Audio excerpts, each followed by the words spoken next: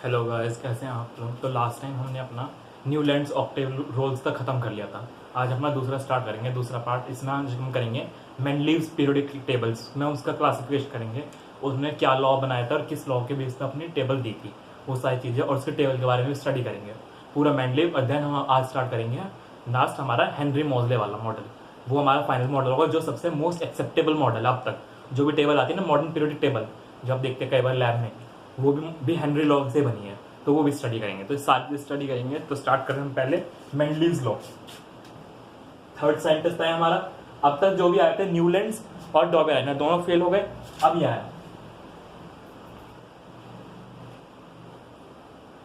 Mendeleev's table. देखिए इन्होंने क्या किया, इनके टाइम तक करीब 100 के अराउंड एलिमेंट्स डिस्कवर हो गए थे, लेकिन इनके साथ भी पूरे एलिमेंट्स डिस्कवर नहीं हुए थे। कुछ एलिमेंट्स के आसपास भी थे जो डिस्कवर नहीं हो पाए थे। इन्होंने अपनी टेबल बनाई, कुछ इनके टेबल में कमियां रही और कुछ बेनिफिट्स रहे, जिस वजह से इनकी टेबल चली काफी हद तक। लेकिन थोड़ी सी कमी रह गई तो इस वजह से रिजेक्ट हो गई। तो इनके कुछ कमियां भी थी और कुछ बेनिफिट्स भी थे। तो पहले बेनिफिट्स देखते हैं। इन्होंने क्या किया था, नॉर्मल टेबल बनाई थी, ऐसे करके टेबल बनाई एक। उसमें इन्होंने क्या करा, जो हमारी वर्टिकल रोज है ये वाली, इसको बोला इन्होंने ग्रुप। और जो हॉरिजॉन्टल रो है, ऐसे हॉरिजॉन्टल रो, ये हॉरिजॉन्टल होता है, इसे बोलते हैं हम पीरियड। पीरियड इस तरह से उन्होंने टेबल बनाई और एलिमेंट्स को लाइन से लिखते चले गए। डन, ये इनका तरीका रहा। ऊपर उन्होंने हाइड्रोजन लिखा और ये इनकी टेबल की सबसे बड़ी कमी बन गई। ये इन्होंने हाइड्रोजन को रखा ढंग से, हाइड्रोजन को ढंग से नहीं रख पाए। ठीक है, हाइड्रोजन को डिस्प्लेस कर देते बार बार। इस तरह से हाइड्रोजन को रखा और वो इनकी टेबल की सबसे बड़ी कमी बन गई कि हाइड्रोजन को रखते, हाइड्रोजन को सही से रख नहीं पाए थे। फायदे क्या थे टेबल के, इन्होंने क्या किया था, नोबल गैसेस के लिए भी जगह छोड़ी थी इन्होंने, और साथ ही साथ फ्यूचर में डिस्कवर होने वाले एलिमेंट्स के लिए भी इन्होंने जगह छोड़ी थी। पहले इनका लॉ देखते हैं कि इन्होंने क्या रूल फॉलो किया जिससे एलिमेंट्स को अरेंज कर रहे थे। जैसे हर किसी ने रूल फॉलो किया था ना, डॉबेराइन ने एटॉमिक मास का रूल फॉलो किया था कि 2 का मीन तीसरे के एटॉमिक मास के बराबर आ रहा था। न्यूलैंड्स ने सारे गामा वाला लॉ यूज किया था, जो पीरियोडिसिटी वाला था, कि 7 एलिमेंट्स के बाद 8वां एलिमेंट रिपीट करता है फर्स्ट वाले के साथ प्रॉपर्टी। तो अब आता है मेंडलीव, इसका क्या था लॉ। तो इसका प्रिंसिपल लिखते हैं, क्या था इसका अरेंज करने का प्रिंसिपल था इनका क्या, the properties of element are periodic function of their atomic mass. ये सबसे इंपॉर्टेंट वर्ड है लास्ट में, मास। कई बार यहाँ पे नंबर की गलती हो जाती है कि नंबर लिख देते हैं, ये गलती नहीं करनी है, क्योंकि हेनरी मोजले और मेंडलीव में बस यहीं पे फर्क आता है लास्ट में। ठीक है, तो ये इंपॉर्टेंट वर्ड है। मतलब क्या है, इनका जो एलिमेंट्स की फिजिकल ये केमिकल प्रॉपर्टीज है वो क्या उनके मास पे डिपेंड करती है, उनके एटॉमिक मास, उसके पीरियोडिसिटी में। जैसे जैसे मास बढ़ता है तो उस हिसाब से प्रॉपर्टीज अरेंज होती है। इनका ये लॉ था कि हम एटम्स को उनके मास के अकॉर्डिंग अरेंज करेंगे। जो हल्का है उसे फर्स्ट पे रख देंगे, जो थोड़ा भारी है उसे सेकंड पे, जो उससे ज़्यादा भारी है उसे थर्ड पे। तो इस तरह इन्हें लॉ बनाया, अरेंज करते चलेगा एलिमेंट्स को। तो इनके साथ काफ़ी सारी चीज़ें आई। ठीक है, इस तरह ने टेबल बनाई और अरेंज करना शुरू किया। लेकिन बीच बीच में इनके साथ कुछ दिक्कतें आई, दिक्कतें भी आएंगी। पहले इनसे देखते हैं क्या क्या कर पाए, इनके अचीवमेंट्स क्या रहे। अचीवमेंट्स क्या रहे इनकी, देखते हैं अचीवमेंट्स देखते हैं पहले। अचीवमेंट्स, ठीक है, अचीवमेंट्स में क्या था इनके, पहला कि ही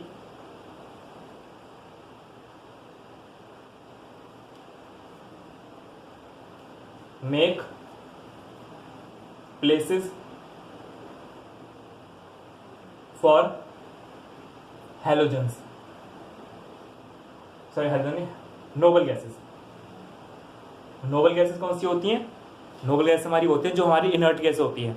ये हीलियम हो गया, नियॉन हो गई, आर्गन हो गई, क्रिप्टॉन, जिनॉन वगैरह, ये सारी चीजें नोबल गैसेस। ठीक है, ये थी इनकी पहली अचीवमेंट। डन, जो अचीवमेंट्स थी इनकी, मतलब जो ये कर पाए कुछ चीज़ें कर पाए, कुछ चीज़ें नहीं कर पाए। तो जो कर पाए वो अचीवमेंट्स में आ गया, जो नहीं कर पाए वो इनके ड्रॉबैक्स में आ गया। ठीक है, लिखिए एक बार। चलिए देखिए आगे। तो फर्स्ट अचीवमेंट क्या इनकी, इन्होंने नोबल गैस के लिए प्लेस बना दिया, सेपरेट प्लेस। नोबल गैस को इन्होंने सेपरेट कॉलम और ग्रुप में रखा, मतलब इन्होंने सेपरेट ग्रुप बनाया नोबल गैसेस के लिए। नोबल गैस के लिए एक अलग से ग्रुप बनाया गया। ऐसा क्यों, नोबल गैस को अलग क्यों रखा गया? रीजन क्या था, कोई एलिमेंट कब रिएक्ट करता था, या तो उस इलेक्ट्रॉन की जरूरत होती है स्टेबिलिटी के लिए, या फिर उस इलेक्ट्रॉन लूज करने होते थे। नोबल गैस के साथ ऐसा कुछ नहीं होता, उनके पास बाहर वाली शेल होती है ना आउटर, उसके अंदर ऑलरेडी 8 इलेक्ट्रॉन होते हैं पूरे, तो उन्हें रिएक्ट करने की जरूरत नहीं पड़ती। इस वजह से उन्हें सेपरेट कॉलम में रखा गया, बिकॉज दे आर इनर्ट। ठीक है, ये इनर्ट होती है, इस वजह से इन्हें जरूरत नहीं पड़ती कि इन्हें सेपरेट कॉलम में रखना पड़े। डन। सेकंड क्या था इनका, इनने क्या किया कि एटम्स को अरेंज किया इस तरीके से कि वो उनके मासेस के अकॉर्डिंग अरेंज किया, तो मोस्ट ऑफ एलिमेंट्स अरेंज हो पाए। They arrange most of elements in table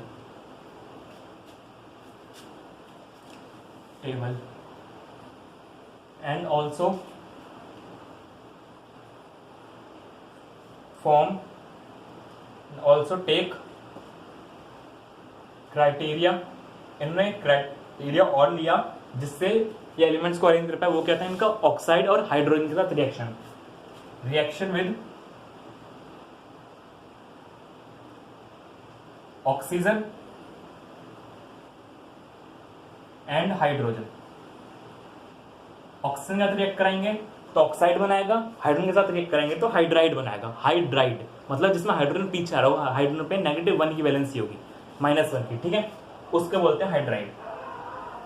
done. तो जिस हिसाब से वैलेंसी होती है, वैलेंसी को एक्सचेंज कर करके हम कर सकते हैं। हाइड्रोजन में याद रखिए, जब हाइड्राइड बनाएंगे ना तब वैलेंसी -1 लेनी है। यहाँ पे हाइड्राइड के लिए लिख देते हैं, हाइड्राइड में क्या होगा, -1, वरना हाइड्रोजन की +1 होती है। ठीक है, याद रखिएगा, हाइड्रोजन की -1 लेंगे यहाँ पे। ये इनकी अचीवमेंट रही थी। दूसरा इन्होंने क्या किया था, he make place for future discover element.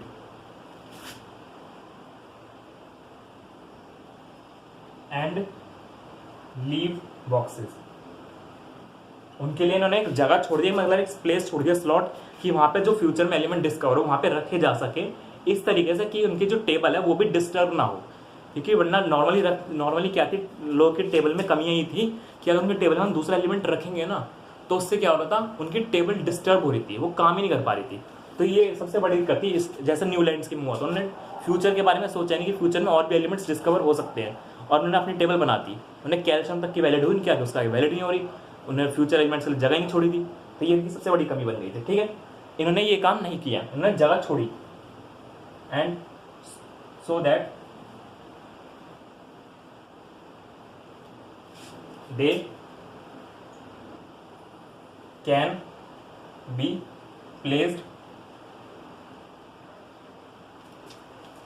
In table without disturbing it. बिना उसे डिस्टर्ब कर सके करे टेबल को, उसमें हम ऐड कर सके एलिमेंट्स को। इस तरह से इन्होंने काम किया। तो इन्होंने 3 एलिमेंट्स को अरेंज किया, उसके हिसाब से 3 एलिमेंट्स का नाम दिया कि कैसे कैसे अरेंज किया। सपोज देखिए यहाँ पे मान लिया हमारे पास 3 एलिमेंट है, यहाँ पे अरेंज किए बोरोन, एल्यूमिनियम और सिलिकॉन।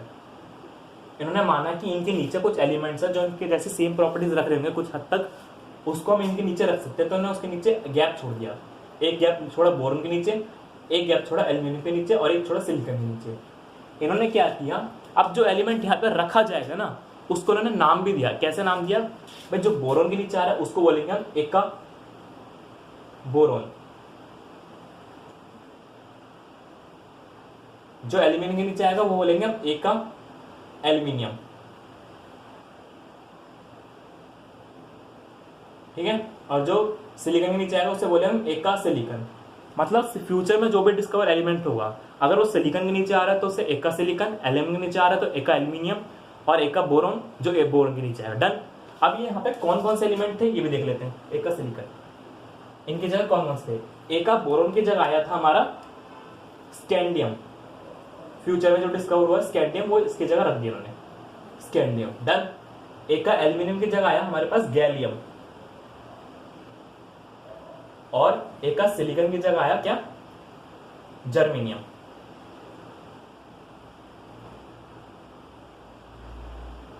डन। तो ये 3 एलिमेंट्स है जो यहाँ पे आए, सही प्लेस कर दिए गए, क्योंकि उन्होंने स्लॉट पहले छोड़ दिया था कि यहाँ पे कोई एलिमेंट डिस्कवर हो तो उसके नीचे हम रख देंगे सेम प्रॉपर्टी वाला।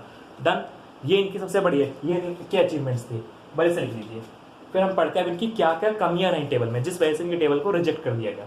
बाकी इनके टेबल काफी अच्छे थे, लेकिन सिर्फ कुछ कमी की वजह से इनके टेबल को रिजेक्ट कर दिया।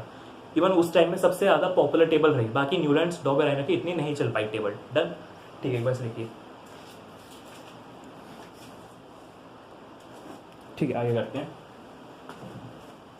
देख लीजिए। अब लिखते हैं इनकी कमियां, ड्रॉबैक्स। क्या कमियां रही? कुछ कमियां रही, 2-3 ही रही। ऐसे देखते हैं।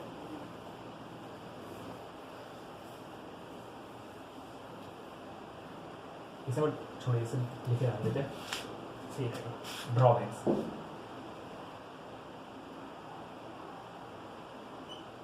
क्या कमियां रही? देखिए, जैसे हमने शुरुआत में बताया था ना, हाइड्रोजन को ऊपर रख दिया फर्स्ट पे, वो इनकी सबसे बड़ी कमी बन गई।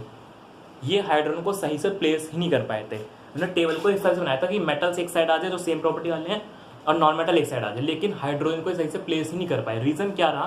क्योंकि हाइड्रोजन दोनों की तरह प्रॉपर्टी शो करता है, मेटल्स की तरह भी, नॉन मेटल्स की तरह भी। देखिए, नॉन मेटल्स की तरह गैस तो है ही है, और मेटल्स की तरह इलेक्ट्रॉन रिलीज कर सकता है, डोनेट कर सकता है इलेक्ट्रॉन। इवन इलेक्ट्रॉन एक्सेप्ट भी कर रहा है। जब एक्सेप्ट करता है तो -1 आती है वैलेंसी, जब डोनेट करता है तब +1 आती है। तो इस तरह से वो ले भी रहा है, दे भी रहा है इलेक्ट्रॉन। तो उसे फिक्स ही नहीं कर पा रहे हम कि कहाँ रखें, मेटल्स के अंदर रखें या नॉन मेटल्स के अंदर रखें। तो ये इनके लिए सबसे बड़ा एक चैलेंज था। तो इस वजह से ये इनकी ड्रॉबैक बन गई। फर्स्ट क्या रहे? He can not place hydrogen properly. Done. First इनकी कमी निकल के आई। सेकंड कमी क्या निकल के आई? इन्होंने आइसोटॉप्स के लिए कोई प्लेस नहीं छोड़ा। मतलब आइसोटॉप्स कोई प्लेस नहीं कर पाए। आइसोटॉप्स क्या होते थे? आइसोटॉप्स क्या लिख देते हैं, थोड़ा सा याद होगा सबको। Elements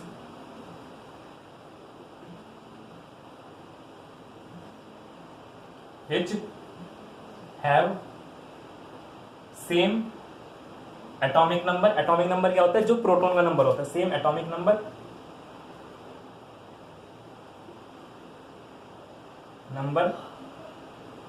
but different mass number. Mass number क्या होता है? प्रोटॉन और न्यूट्रॉन का सम। जैसे मास नंबर क्या लिखेंगे? A P+N, ये होता है मास नंबर। और एटॉमिक नंबर क्या होता है? Z, यानी प्रोटॉन के बराबर, प्रोटॉन के नंबर के बराबर। ठीक, ये है शेड्यूल। ये बस देख लीजिए, ये तरीका रहता है एटॉमिक। तो ये आइसोटॉप्स के लिए सही से प्लेस नहीं कर पाया था आइसोटॉप्स को। He can not place isotopes properly. Isotopes भी नहीं प्लेस कर पाए, हाइड्रोजन नहीं प्लेस कर पाए। इवन कुछ जगह इनका भी क्राइटेरिया क्या था कि एटम्स को उनके मास छोड़ के अरेंज कर दो, जिसका मास कम है उसको आगे रख दो, जिसका मास ज्यादा है उसको पीछे रख दो। ये था इनका क्राइटेरिया। लेकिन कहीं कहीं जगह इन्हें ये क्राइटेरिया तोड़ना पड़ गया। कुछ एलिमेंट्स को उन्होंने जब अरेंज किया तो जो था ना एटॉमिक मास, वो रेगुलर वे में नहीं बढ़ रहा था। कहीं कहीं जगह पहले बढ़ा, फिर घट गया, फिर बढ़ गया। तो ये जो पैटर्न बन रहा था, ये इसकी टेबल का एक डीमेरिट बन गया। क्या लिखेंगे हम? In some places atomic mass does not increase in regular manner, मतलब रेगुलरली नहीं बढ़ रहा था। ठीक है, ये भी इनकी टेबल की कमी हुई। और साथ ही साथ लास्ट कमी क्या रही, वही न्यूलैंड्स वाली, उसने भी क्या किया था, उन्होंने क्या किया था, मतलब कुछ क्या किया था उन्होंने, एक बॉक्सेस में 2-2 एलिमेंट्स रख रखे थे, तो ये भी उनकी कमी थी। उनका लॉ 20 एलिमेंट्स के कैलकुलेशन का अप्लाई नहीं हो रहा था, फ्यूचर डिस्कवर्ड एलिमेंट्स के लिए उन्होंने कोई जगह नहीं छोड़ी थी, तो ये उनकी कमियां थी। ऐसे इन्होंने कर दिया, इन्होंने भी यही कर दिया कि कहीं कहीं जगह एक स्लॉट में 2-2 एलिमेंट्स रख दिए। ही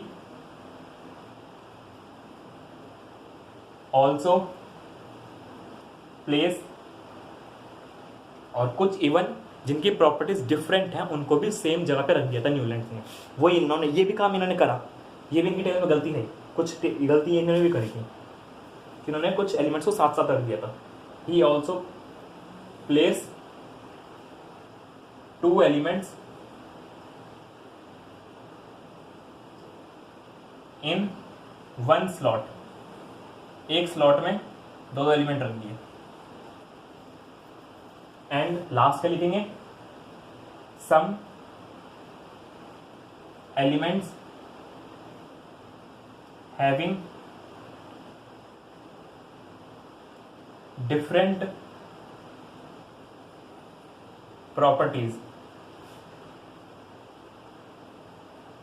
जिनकी एलिमेंट्स के डिफरेंट प्रॉपर्टीज उन्हें साथ साथ रख दिया, मेटल और नॉन मेटल को साथ साथ रख दिया, ये भी इनकी कमी बन गई। प्लेस टुगेदर, साथ साथ रख दिए थे, ये भी इनकी कमी थी लास्ट।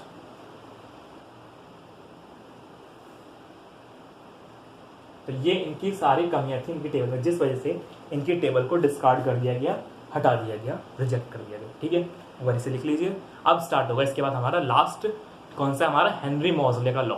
हेनरी मॉजले काफी बड़ा टॉपिक रहता है वास्ट, इसके अंदर से सबसे ज्यादा क्वेश्चंस आते हैं, टेबल में घुमा घुमा के क्वेश्चंस पूछते हैं वो, और यही सबसे मोस्ट एक्सेप्टेबल टेबल है अब तक भी। ठीक है, तो उसे स्टार्ट करेंगे, वैसे नोट कर लीजिए।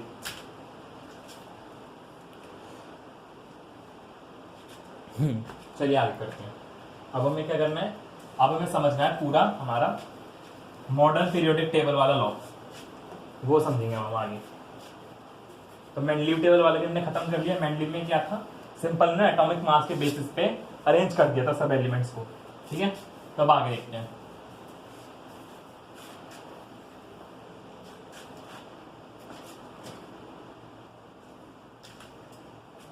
चलिए देखते हैं modern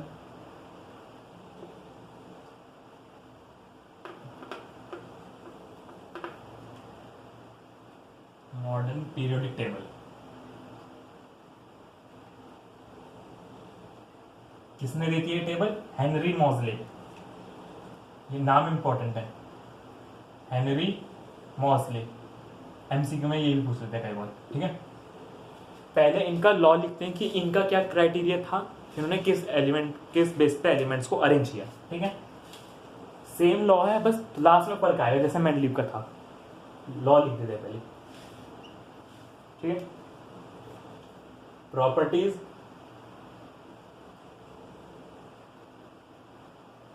of element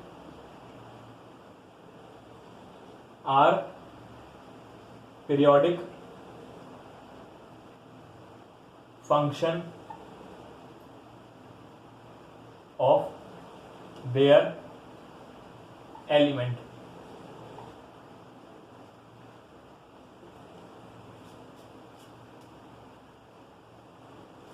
are periodic function of their, sorry, atomic number, ये इंपॉर्टेंट है वर्ड। लास्ट में एटॉमिक नंबर आएगा, एटॉमिक मास नहीं। मेंडलीव के में क्या था, एटॉमिक मास आ रहा था कि उसने एटॉमिक मास के बेस पे डिपेंड करती है प्रॉपर्टी, उसने ये बोला था, लेकिन उसने बोला कि एटॉमिक नंबर पे डिपेंड करती है प्रॉपर्टी।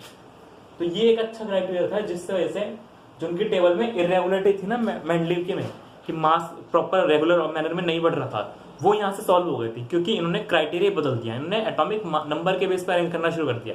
अब जब उससे अरेंज करना शुरू किया तो एक उन्हें प्रॉपर सीक्वेंस मिल गया और इनका काम चल गया। इन्होंने क्या किया था, एक ग्राफ भी बनाया था इन्होंने। कैसा, एटॉमिक नंबर का ग्राफ, एटॉमिक नंबर एक लाइन में और एक लाइन में इनकी फ्रीक्वेंसी। भाई वो इनका रेडियो स्पेक्ट्रम वगैरह होता है, वो आपकी ज़्यादा डिटेल में नहीं, लेकिन एक फ्रीक्वेंसी के लिए फ्रीक्वेंसी। जिससे क्या था, इन्हें एक स्ट्रेट ग्राफ मिला था, स्ट्रेट लाइन पे, और बस इससे इन्होंने लगा दिए एलिमेंट सारे, मतलब जिन जिनके एटॉमिक नंबर तो सबसे ऐसे लाइन पर अरेंज हो गए थे लाइन से, ठीक है। हाइड्रोजन, हीलियम, लिथियम, इनके टाइम तक काफी सारे एलिमेंट्स डिस्कवर हुए थे ऑलमोस्ट। इनके टेबल में 118 एलिमेंट्स थे जो कि आज भी हैं, ठीक है। इनका लॉ समझे क्या रहा, अब इनके टेबल को एडजस्ट समझते हैं, इन्होंने किस तरह टेबल बनाई। कुछ इन्होंने मेंडली वाले जो कमियां थी उनको भी दूर किया, तभी तो इनकी टेबल आगे चल पाई। देखिए जनरल एस्पेक्ट में बना रहे हैं टेबल, देखिए ये थी इनकी टेबल। इसमें हमने काफी सारी चीजें बनाई, ऐसे कॉलम्स बनाते गए इस तरह से, ठीक है, बना देते हैं।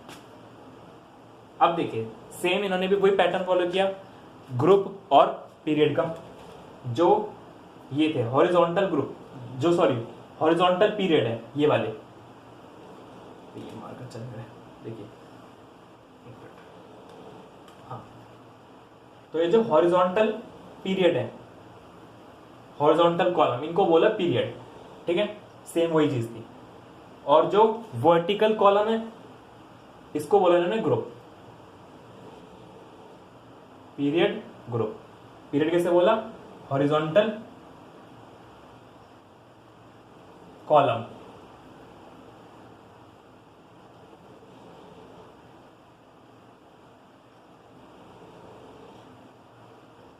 ठीक है, और ग्रुप किसे बोला, वर्टिकल कॉलम को, वर्टिकल कॉलम। इनकी टेबल का एक एमसीक्यू जरूर आता है कि कितने ग्रुप थे इनकी टेबल में, कितने कॉलम थे, ठीक है, कितने सारे पीरियड थे। तो ये भी एक अच्छे से याद कर लीजिएगा, इनकी टेबल में ग्रुप्स थे 18 और पीरियड कितने होंगे, पीरियड होंगे 7। डन, ये याद कर लीजिएगा, एमसीक्यू में कई बार पूछते हैं। और कितने एलिमेंट्स थे ये भी याद कर लीजिएगा, 118 एलिमेंट्स थे इनके टाइम पे। इन्होंने आइसोटॉप्स को भी अरेंज कर दिया था, इस वजह से इनकी टेबल चल पाई, जबकि मेंडलीव नहीं कर पाए थे तो उनकी टेबल नहीं चल पाई। इन्होंने हाइड्रोजन की प्रॉब्लम को सॉल्व कर दिया था, हाइड्रोजन को मेंडलीव नहीं अरेंज कर पाए थे सही से, वो इन्होंने सॉल्व कर दिया।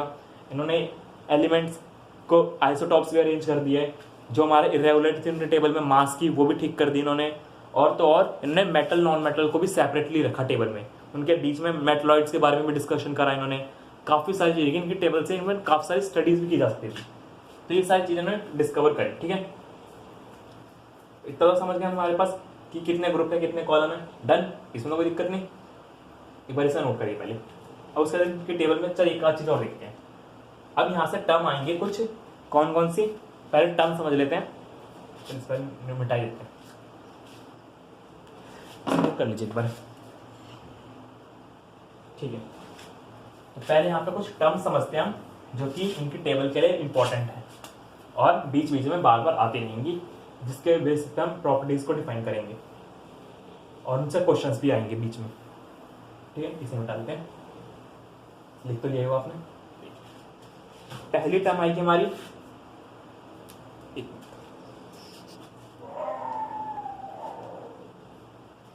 तो देखिए आगे कुछ टर्म्स है। पहला है मेटल, पहली टर्म यही है। मेटल क्या होता है, मेटल क्या होता है, एटम विच डोनेट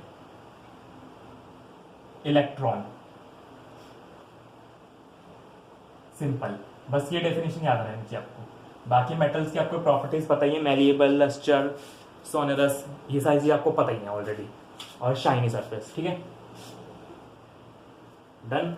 दूसरा आएगा नॉन मेटल, यहाँ पे बहुत सारी टर्म्स आती हैं। नॉन मेटल, नॉन मेटल क्या होता है, एटम विच एक्सेप्ट इलेक्ट्रॉन, यहां डोनेट करते हैं, एक्सेप्ट करता है, एक्सेप्ट इलेक्ट्रॉन। तीसरा आएगा मेटालॉइड,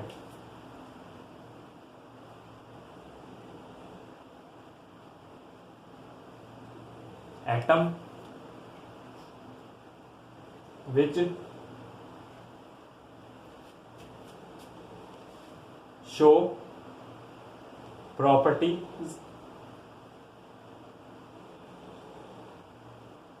both like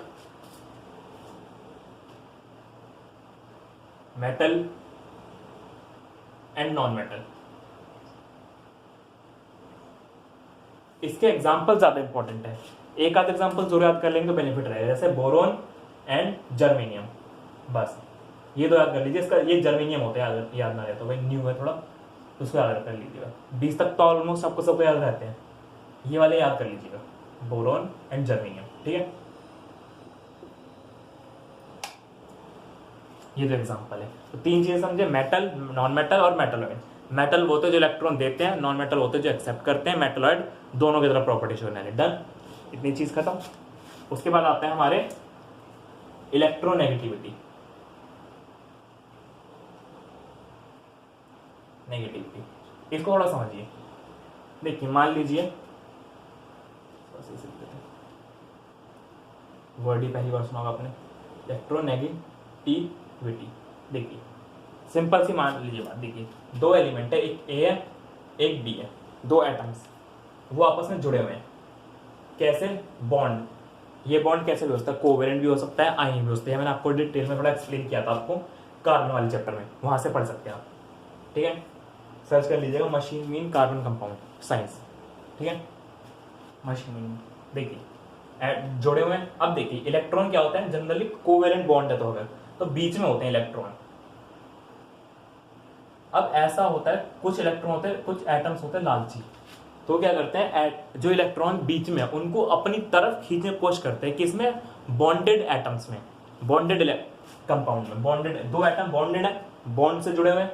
अब इनमें से जो इलेक्ट्रॉन बीच में उनको अपनी तरफ खींचने की कोशिश करे, या तो ए करे या फिर बी करे, तो जो ज्यादा कोशिश करेगा वो ज्यादा इलेक्ट्रोनेगेटिव होगा। इलेक्ट्रोनेगेटिव डेफिनेशन क्या है? Tendency to attract electron in a bonded pair. Bonded pair में इलेक्ट्रॉन को अपनी तरफ अट्रैक्ट करने की जो टेंडेंसी होती है उसे हम बोलते हैं इलेक्ट्रोनेगेटिविटी। डन, समझे भाई? सिंपल सी बात है, 2 एटम जुड़े हुए हैं बॉन्ड से, इनके बीच में जो इलेक्ट्रॉन है उनको जो अपनी तरफ खींच लेगा वो ज्यादा इलेक्ट्रोनेगेटिव, और जो नहीं खींच पाएगा वो इलेक्ट्रोपॉजिटिव, ठीक है। उसको पढ़ेंगे। Tendency to attract electron in bonded pair of atom. Done, समझ गए ये वाली बात? ये फर्स्ट था, ये सेकंड है। Next, electro positive. Electro positive क्या होता है भाई? जो ना खींच पाए, जो इजीली छोड़ दे इलेक्ट्रॉन की, भाई ले जा मेरी तरफ से कोई दिक्कत नहीं है, वो होगा इलेक्ट्रो पॉजिटिव। भाई अब आप खुद बताइए कौन जल्दी इलेक्ट्रॉन छोड़ता है, मतलब कौन जल्दी छोड़ देता है अपने इलेक्ट्रॉन की ले जा? ऑब्वियस सी बात है, मेटल। और कौन जल्दी इलेक्ट्रॉन नहीं छोड़ता भाई, खींचने मुझे अपनी तरफ, मेरे को चाहिए इलेक्ट्रॉन, कौन होता है वो? Non metal.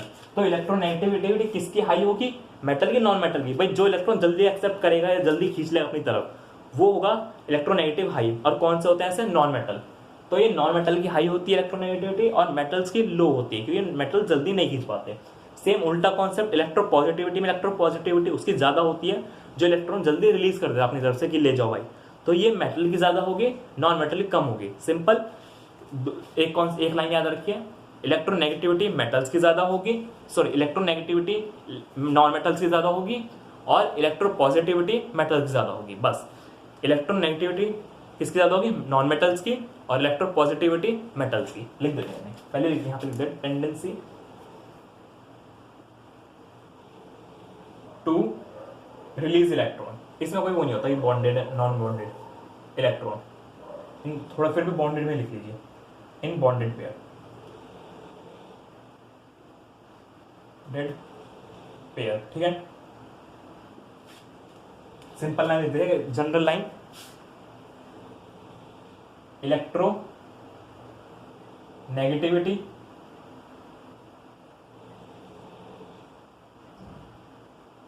Non metal high, ठीक है। तो पेपर में क्या क्वेश्चन आता है? पेपर में सिंपल यही पूछ लेते कई बार ऑर्डर कि कौन ज़्यादा इलेक्ट्रोनेगेटिव है उसके बेस पर अरेंज करिए। सीधी बात है, आपको नॉन मेटल से स्टार्ट करना है, जो सबसे पहले रखें जो सबसे ज़्यादा इलेक्ट्रोनेगेटिव होगा, फिर उससे कम मेटल्स की तरफ आते चले जाएंगे धीरे धीरे। बीच में कुछ ऐसे एरिया आएगा नॉन मेटल सॉरी मेटलॉइड वाला जो जीरो पे होगा कम से कम, फिर इलेक्ट्रो पॉजिटिव वाले आ जाते हैं। तो अगर नॉन इलेक्ट्रोनेगेटिविटी ऑर्डर में अरेंज करना होगा तो सबसे पहले रख देंगे नॉन मेटल को आगे, जब इलेक्ट्रोनेगेटिविटी में अरेंज करेंगे सबसे ज़्यादा उसकी, फिर धीरे कम हो जाएगी electronegativity non metal high and positivity electro positivity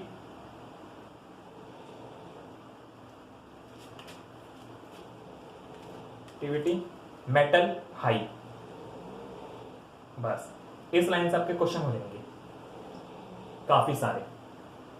done. Electropositivity electronegativity. अब इसी में कई बार बोलते हैं इलेक्ट्रोपॉजिटिव कैरेक्टर, घुमा देते हैं क्वेश्चन को। इलेक्ट्रोपॉजिटिव कैरेक्टर इलेक्ट्रोनेगेटिव कैरेक्टर एक ही बात है भाई, जिसके अंदर ज्यादा इलेक्ट्रोपॉजिटिविटी है उसके अंदर ज्यादा इलेक्ट्रोपॉजिटिव कैरेक्टर, जिसके अंदर नहीं है उसके अंदर कम है, बात खत्म, वही बात है। तो घुमा कर आगे पूछ सकते हैं। दूसरा आगे आता है एटॉमिक साइज या फिर रेडियस। देखिए आपको एटम की स्ट्रक्चर पता है, स्ट्रक्चर कैसे होती है, सेंटर में न्यूक्लियस होता है, बाहर इसके इलेक्ट्रॉन होते हैं इस तरीके से, और लगाते हैं तो और इलेक्ट्रॉन आते हैं, और करते हैं तो और इलेक्ट्रॉन आते हैं, ठीक है। तो देखिए न्यूक्लियस के सेंटर से लेके जो बाहर सबसे बाहर इलेक्ट्रॉन है वैलेंस शेल का, उसके इलेक्ट्रॉन के सेंटर तक जो ये दूरी होती है न्यूक्लियस के सेंटर से लेके जो सबसे आउटर शेल में इलेक्ट्रॉन है उसके इलेक्ट्रॉन तक, उस इलेक्ट्रॉन के सेंटर तक जो दूरी होती है इसे हम बोलते हैं रेडियस, एटॉमिक रेडियस, ठीक है। एटॉमिक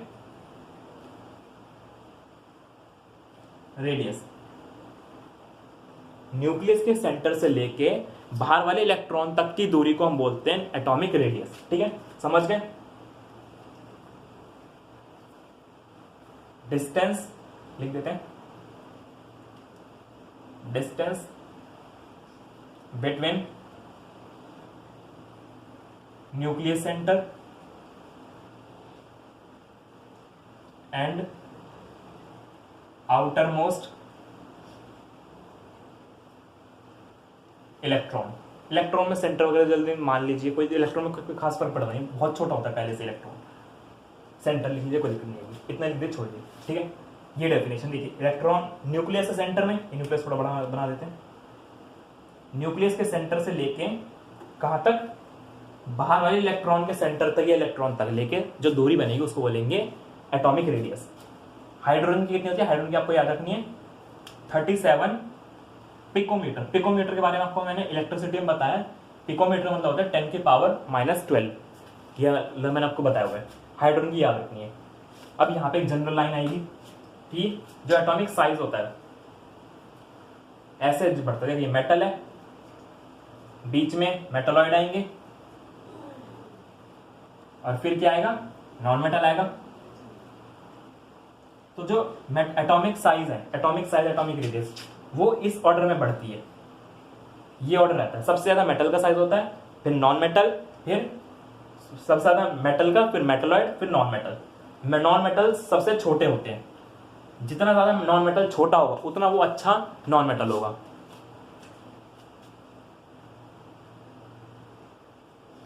और जितना अच्छा मेटल होगा उतना अच्छा वो उतना बड़ा साइज होगा, जितना बड़ा साइज होगा मेटल का वो उतना अच्छा मेटल होगा, और जितना छोटा होगा उतना खराब होता है मेटल, जितना साइज छोटा होगा मेटल के एटम का। तो नॉन मेटल्स में साइज छोटा चाहिए होता है हमें रिएक्टिविटी के लिए अच्छा, और मेटल्स में साइज बड़ा चाहिए होता है। तो जितना ज्यादा बड़ा होगा साइज उसका उतना ज्यादा मेटलिक कैरेक्टर होगा, ये ऑर्डर रहता है अरेंज करने का। तो नॉन मेटल में भी अरेंज करवाते हैं कि किसका मेटलिक कैरेक्टर ज्यादा है, किसका मेटलिक कैरेक्टर ज्यादा है, किसका इलेक्ट्रोपॉजिटिव कैरेक्टर ज्यादा है, एक ही बात है, सीधी जाता है। सबसे पहले मेटल को रख दीजिए, फिर नॉन मेटलॉइड, फिर नॉन मेटल को, ठीक है, ये आप लिख सकते हैं। बाकी टेबल हम बनाएंगे आगे कि कैसे पता जाएगा कौन सा मेटल है कौन सा नॉन मेटल, ठीक है। ये समझ के पहले बार से लिख लीजिए 3 डेफिनेशंस, ये सबसे ज्यादा इंपॉर्टेंट है, ठीक है।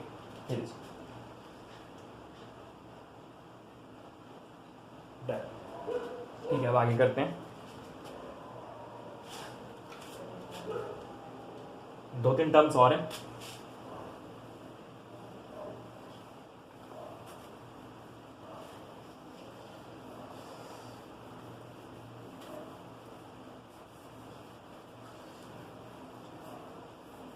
नेक्स्ट आएगा, अब है मोनोवैलेंट और बाइवैलेंट। नाम से पता चल रहा है क्या होगा, समझ जाइए फिर। मोनोवैलेंट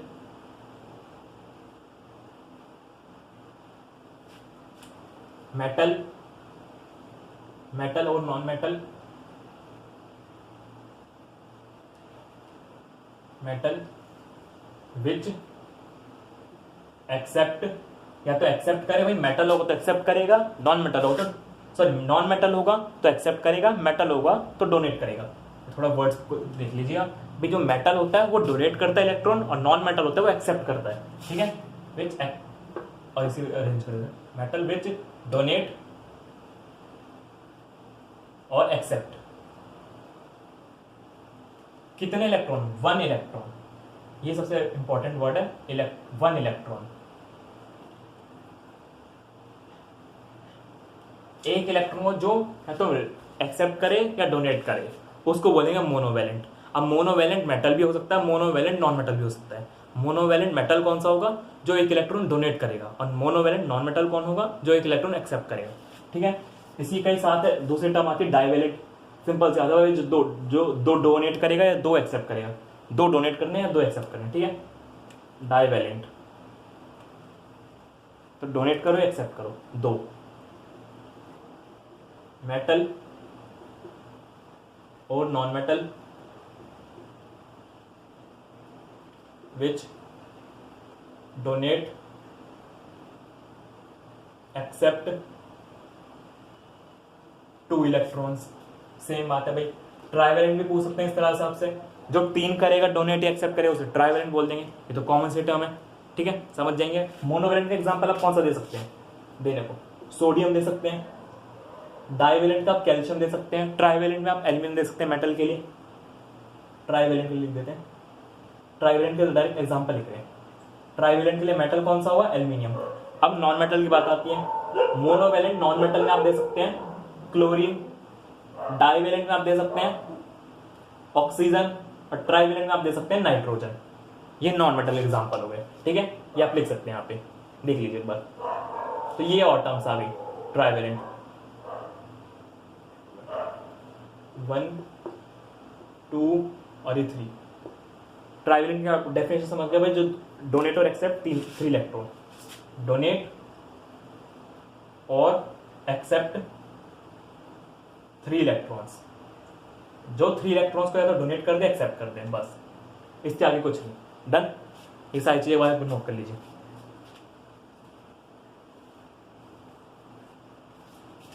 ठीक है भाई, तो यहाँ पे हमारा ये लेक्चर खत्म होता है। नेक्स्ट क्लास में हम थोड़ा इस टॉपिक को आगे कंटिन्यू करेंगे, हेनरी मॉजले की टेबल बनाएंगे और इन प्रॉपर्टीज को अरेंज करेंगे, साथ साथ हम मेटल्स को याद भी करेंगे, मेटल्स नॉन मेटल्स को, ठीक है।